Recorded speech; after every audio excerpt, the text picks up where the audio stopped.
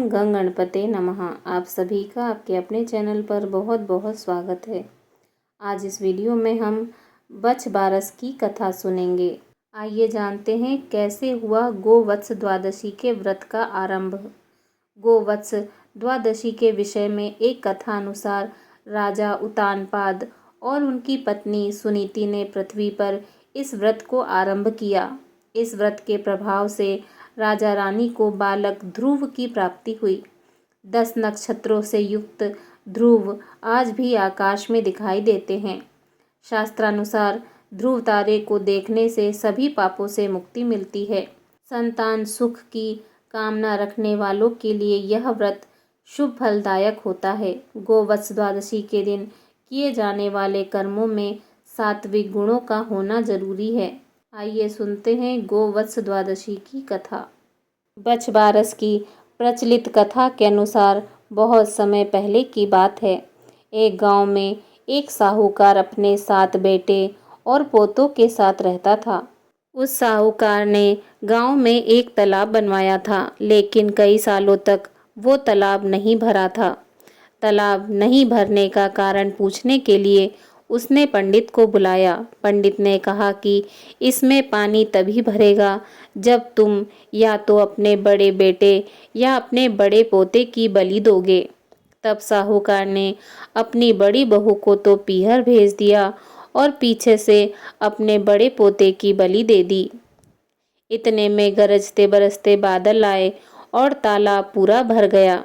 इसके बाद बछ बारस आई और सभी ने कहा कि अपना तालाब पूरा भर गया है, इसकी पूजा करने चलो। साहूकार अपने परिवार के साथ तालाब की पूजा करने गया।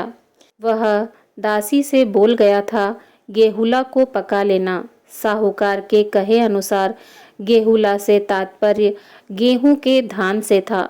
दासी समझ नहीं पाई। दरअसल गेहुला गाय के बछड़े का भी नाम था। उसने गेहुला को ही पका लिया। बड़े बेटे की पत्नी भी पीहर से तालाब पूजने आ गई थी। तालाब पूजने के बाद वह अपने बच्चे से प्यार करने लगी। तभी उसने बड़े बेटे के बारे में पूछा। तभी तालाब में से मिट्टी में लिपटा हुआ उसका बड़ा बेटा निकला और बोला, माँ मुझे भी तो प्यार करो। तब सास बहू एक दूसरे को देखने लगी। सास ने बहू को बलि देने वाली सारी बात बता दी। सास ने कहा, बछ बारस माता ने हमारी लाज रख ली और हमारा बच्चा वापस दे दिया। तालाब की पूजा करने के बाद जब वह वापस घर लौटी तो देखा बछड़ा नहीं है। साहूकार ने दासी से पूछा, बछड़ा कहाँ है? तो दासी ने कहा कि आपने ही तो उसे पकाने को कहा था। साहूकार ने कहा, एक पाप तो अभी उतरा ही है, तुमने दूसरा पाप कर दिया। साहूकार ने पका हुआ बछड़ा मिट्टी में दबा दिया। शाम को गाय वापस लौटी तो वह अपने बछड़े को ढूंढने लगी और फिर मिट्टी खोदने लगी। तभी मिट्टी में से बछड़ा निकल गया। साहूकार को पता चला तो वह भी बछड़े को देखने गया। उसने देखा कि बछड़ा गाय का दूध पीने में व्यस्त था।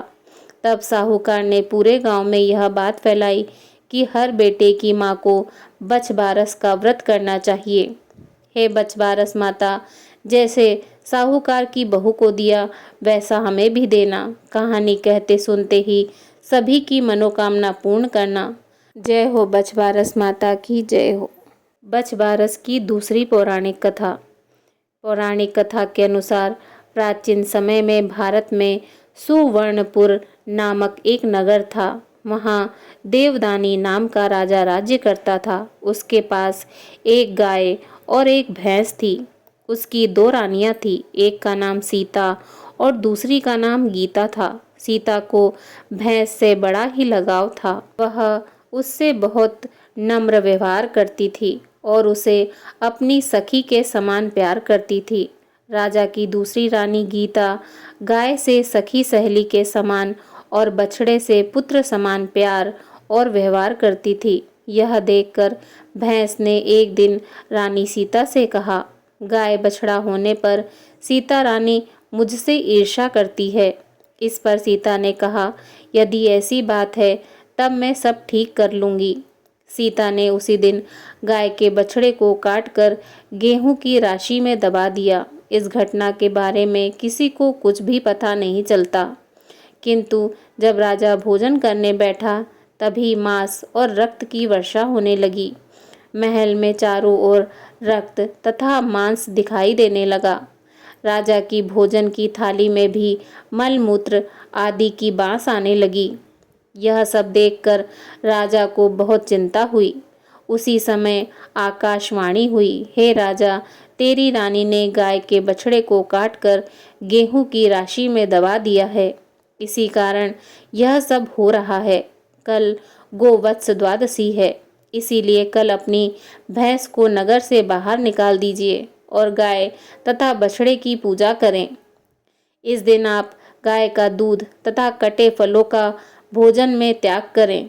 इससे आपकी रानी द्वारा किया गया पाप नष्ट हो जाएगा और बछड़ा भी जीवित हो जाएगा। अतः तभी से गोवत्स द्वादशी के दिन गाय बछड़े की पूजा करने का महत्व माना गया है तथा गाय और बछड़े की सेवा की जाती है।